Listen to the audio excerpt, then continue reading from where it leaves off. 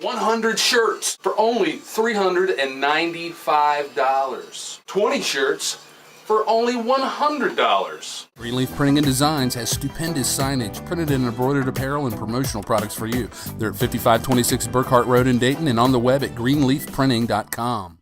While we tried unsuccessfully today to cover the Dayton Board of Zoning Appeals meeting because not enough Board of Zoning Appeals members attended in order to achieve a quorum, we did talk with Richard J. Kaiser about a really cool new mural project on buildings downtown, and we'll just let him and I take it from the interview from there. You came here today with some, and I had seen them on the agenda with some plans that you guys, I guess you want to announce some plans for a building that you guys are going to cover with, or actually a couple buildings that you guys are going to cover with murals. Yeah, it's on the corner of 3rd and St. Clair is the project we're currently working on right now. It was kind of just a crazy idea I came up with and saw a big open space, and people with the Downtown Dayton Partnership connected me to the building owner, who's Brian West with Park and Go out at the airport. You talked about the approval process with the city. Helpful? Yeah, the approval process with the city has been really amazing. They're definitely trying not to be the bad guy that they've been portrayed on so many other projects.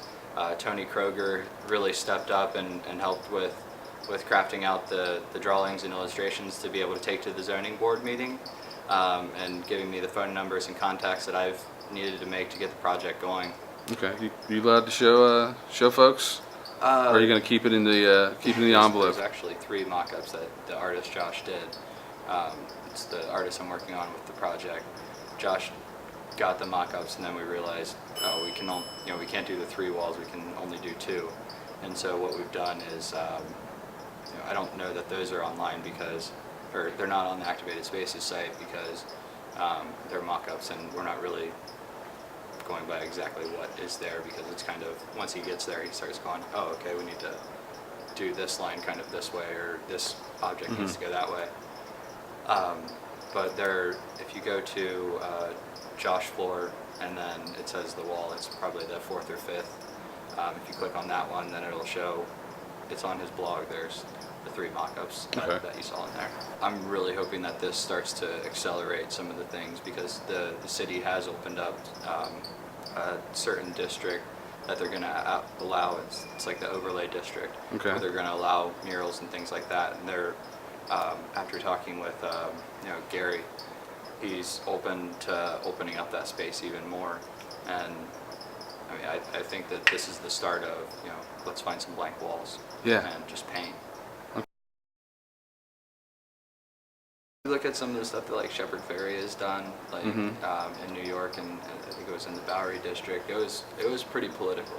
Oh yeah, and that's I think a lot of times we forget around here that the reason that stuff thrives in the environments that it does is that people let them do that, and because it, whether you agree with it or not, it stimulates minds and conversations and question, may make you question the way you look at art, life, politics, the whole spectrum. Yeah, I'm all for that. I mean, even with this project, it's very kind of, it's a soft sell. There's definitely no logos or anything on the project, and that was just because so many times people try and push murals through with some kind of logo on it, and it's more advertising. Yeah, just a billboard. Yeah, and I mean, I think to get to, if the end goal is to start doing things that are kind of more bold, big, bold statement, you start here, and then you start going, this is how it helps, and then you can get to some of those things that are more. Sure, and then before you know it, you've got the whole city painted up, and people want to come see that.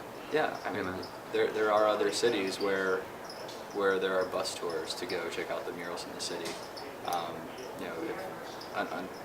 Unfortunately, if you drive north down 75, Dayton looks very gray. Yeah. I mean, a little splash of color changes perceptions. Oh, I agree with you completely.